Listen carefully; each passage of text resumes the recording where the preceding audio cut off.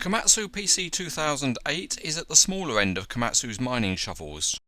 Even so, it's a big machine weighing in at 200 tonnes and with a shovel of 11 cubic metres capacity. It comes in really a pretty large Komatsu branded box, and it's interesting to see that the model's been produced in conjunction with Kencraft of Japan. On one side of the box, it's good to see that there's some specification information about the real machine. Because it's a big box, it takes some effort to get the contents out, and when you do, you find two big polystyrene trays, and they are taped together, giving some reassurance that the model is factory sealed. After you've done the honours and cut the tape, you can lift the lid and the model sits inside, and there are a couple of pieces which are marked for removal, so you take those off first, and then that frees up the model and it's able to be lifted out. But only if you're strong enough, because it's quite a big model and it's nearly all metal, so it is really pretty heavy.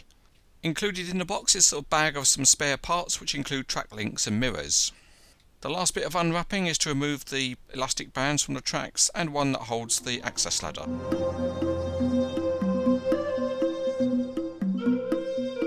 If you turn the model over carefully, you see that the undercarriage is very simple, but there's some panelling on the body. The track frames are big and heavy with some good detailing such as the access ladder.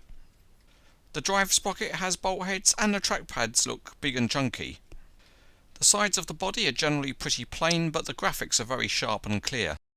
This is also true of the counterweight, but if you look above that, there are good metal handrails complete with mirrors and work lights. The main engine compartment has detail within the casting, including grills and panels. The cab is large and spacious with metal mirrors on the outside, and the interior detail is good with an operator's seat and controls, and there's also a rear seat behind the operator's seat.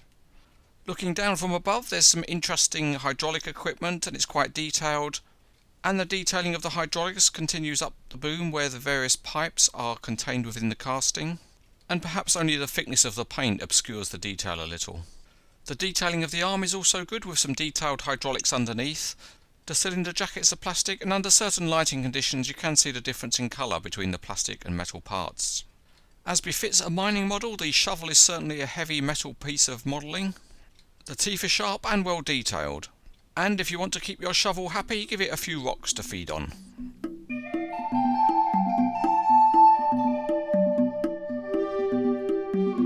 As usual, the first test is of the crawler tracks themselves, and they're too stiff to roll on a smooth surface, and in fact even on a rough surface it's difficult to get the tracks to move at all.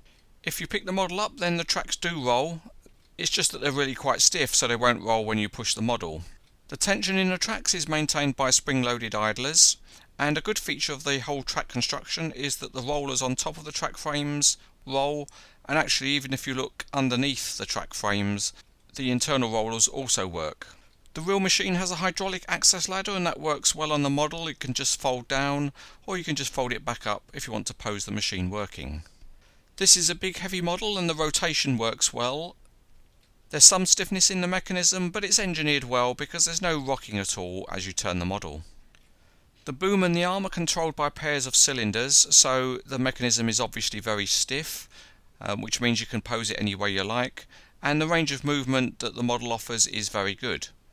It can be set to reach out far, or you can raise it right up high if you like, and there's no difficulty at all posing it as if it was unloading into a waiting mining dump truck. Again, the engineering of this part of the model is good, as is the engineering of the shovel, because it can be opened to discharge its load, and there are actually working cylinders contained within the body of the shovel, and that's been modelled really very well indeed. Models of big mining equipment are always interesting and they always look impressive. This one's no exception. It's very strongly made, nearly all of metal, and with a good level of detailing and features that work. Overall, it's an easy model to recommend.